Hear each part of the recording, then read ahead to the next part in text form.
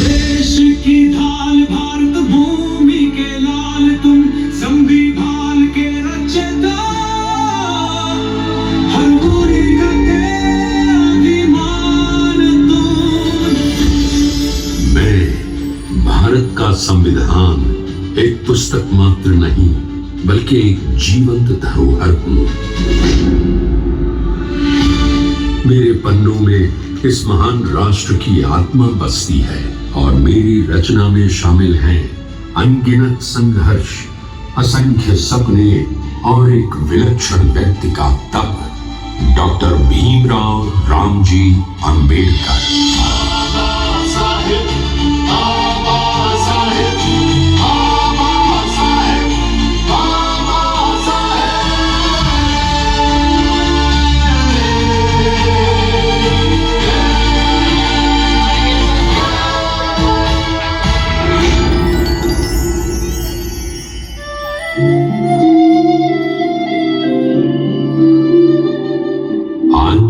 मैं स्वयं अपनी कहानी सुनाने आया हूं, कैसे मैं बना और वो कौन था जिसने मुझे जन्म दिया। मेरी शुरुआत उस छोटे से सैन्य नगर महू से होती है। 14 अप्रैल 1891 एक साधारण घर में जन्मा एक असाधारण बालक भीमराव।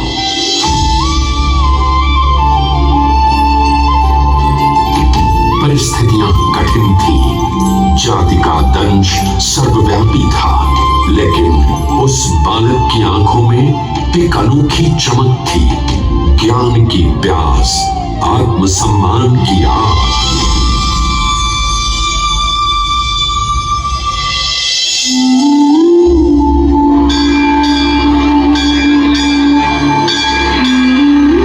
स्कूल का वो दिन मैं कभी नहीं भूलूंगा। भीमराव स्कूल जाते, पर उनकी जगह अलग निर्धारित थी, बेंच पर नहीं, जमीन पर। किसी बर्तन से पानी नहीं, केवल किसी दयालु मनुष्य के हाथ से पिलाई गई धार से ही पानी मिल सकता था।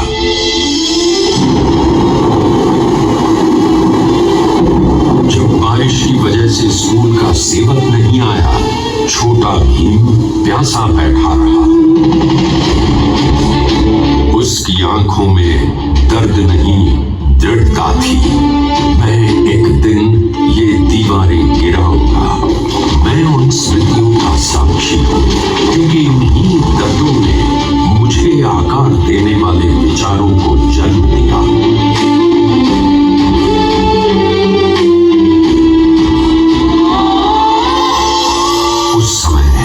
कोई सोच भी नहीं सकता था कि वही बालक आगे चलकर दुनिया के श्रेष्ठ संस्थानों में पढ़ेगा। बड़ौदा राज्य की छात्रवृत्ति ने उसे विदेश भेजा, कोलंबिया यूनिवर्सिटी में, जहां ज्ञान की विशाल नदी बहती थी। भीमराव ने शिक्षा को न केवल साधन बल्कि मुक्तिदाता के रूप में देखा।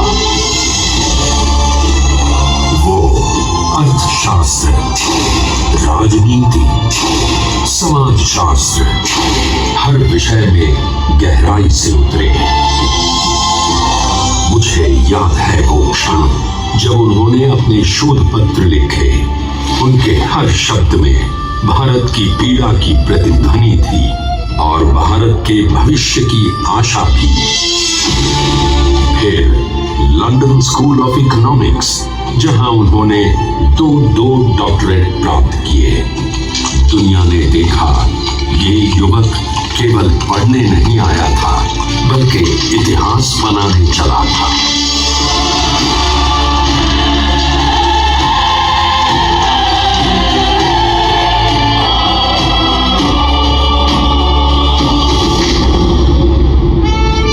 जब वो वापस भारत लौटे, दुनिया ने उनका स्वागत प्रशंसा से किया। पर समाज ने नहीं, उन्हें फिर वही भेदभाव मिला, वही तिरस्कार, वही सामाजिक बंधन। लेकिन इस बार भीमराव अकेले नहीं थे, उनके पीछे जागरूक जनता खड़ी होने लगी थी। उन्होंने कहा, शिक्षित बनो, संगठित रहो, संघर्ष करो। और देखिए, एक शब्द आंदोलन बन गया।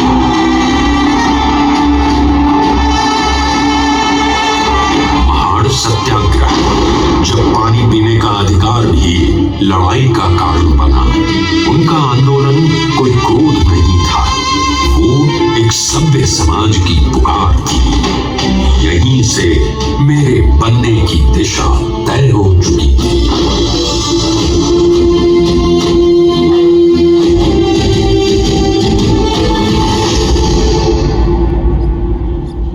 (1947) भारत आजाद हुआ। देश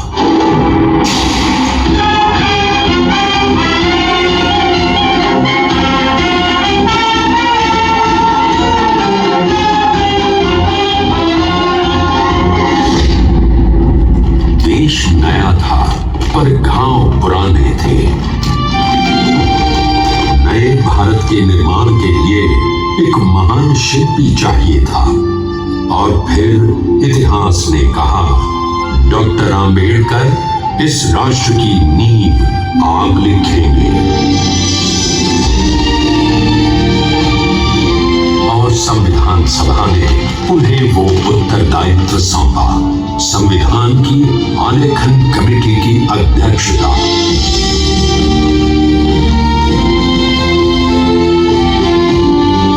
संविधान सभा की विशाल बैठकें, लंबी बहसें, दिन रात चलने वाले विचार विमर्श, और मेरे हर पन्ने पर उनके विचारों का प्रकाश उतरता गया।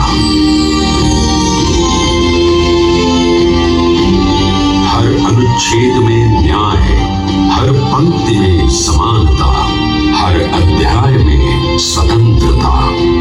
उन्होंने मजदूर, महिला, किसान, दलित, अल्पसंख्यक, हर उस नागरिक को आवाज दी।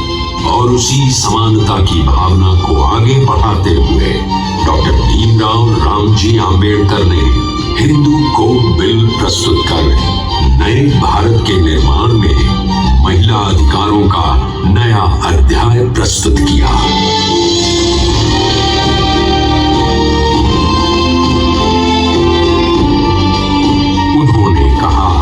संविधान केवल वकीलों के लिए दस्तावेज न बने, ये जनता की किताब बने। और आज मैं गर्व से कह सकता हूं, मैं वास्तव में जनता की किताब हूं।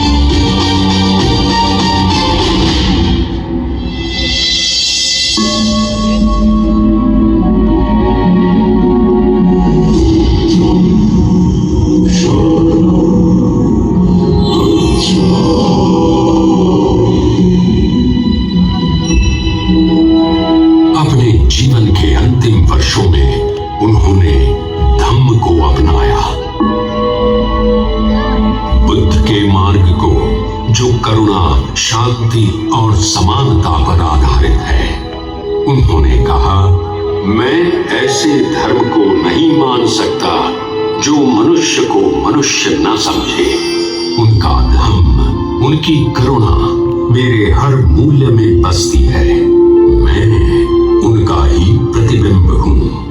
उनकी भूमिका देश की एकता, अखंडता, महिला समानता, अल्पसंख्यक सुरक्षा आदि में परिलक्षित होती है तथा भारतीय संविधान एवं बौद्ध धर्म की पुनर्स्थापना कर सिद्धता स्थापित करती है।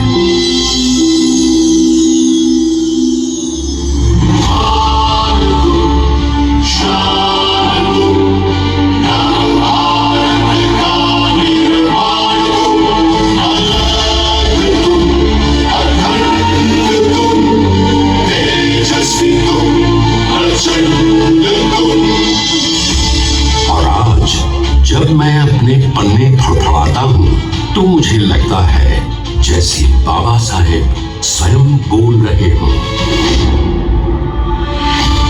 भारत आगे बढ़ो, अज्ञान से ज्ञान की ओर, भेदभाव से समानता की ओर, अंधकार से प्रकाश की ओर।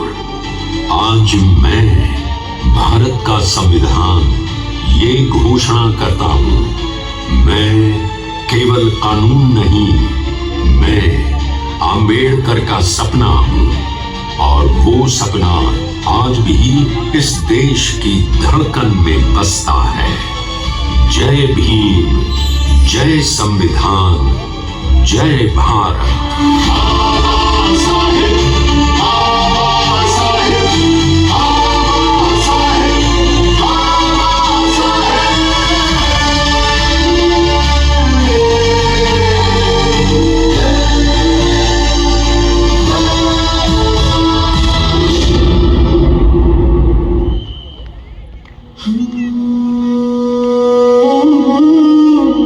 संविधान की रचना में हर आंसू का मान है, अन्याय के अंधेरों से बनता नया विधान है। हर शब्द में न्याय लिखा, हर पंक्ति में सम्मान है। बाबा साहेब के सपनों का ये जीवित संविधान है। शपथ ये हम दोहराए आज, समानता का अभिमान रहे, हर दिल में एक ही स्वर गूंजे। मेरा भारत महान रहे।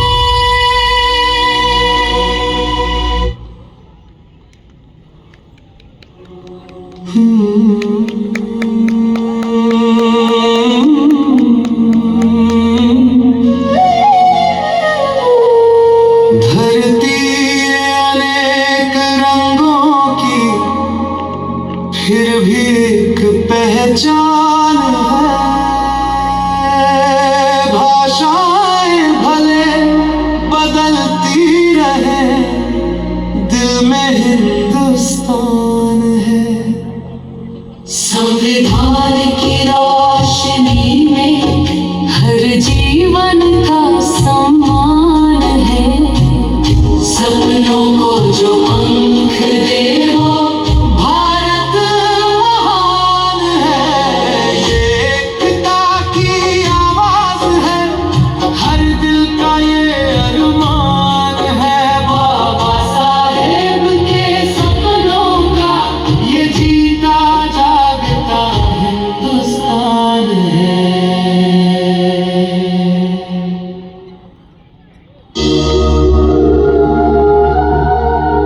एक रात पिता और छोटा भीमराव घर के बाहर बैठे थे। आसमान में तारे थे।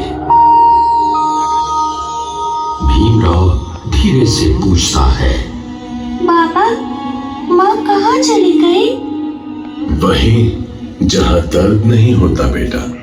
हमारे घर में दर्द क्यों होता है? स्कूल में सब हंसते हैं, कहते हैं मैं अछूत हूँ।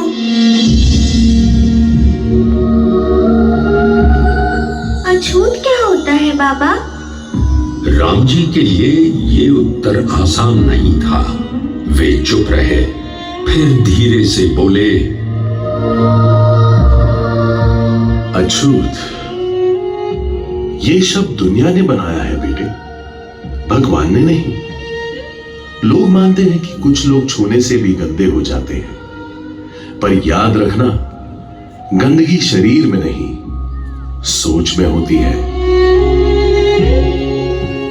तो मैं गलत नहीं हूँ, दुनिया गलत है। तुम बिल्कुल गलत नहीं। एक दिन तुम भी बताओगे दुनिया को कि इंसान क्या होता है।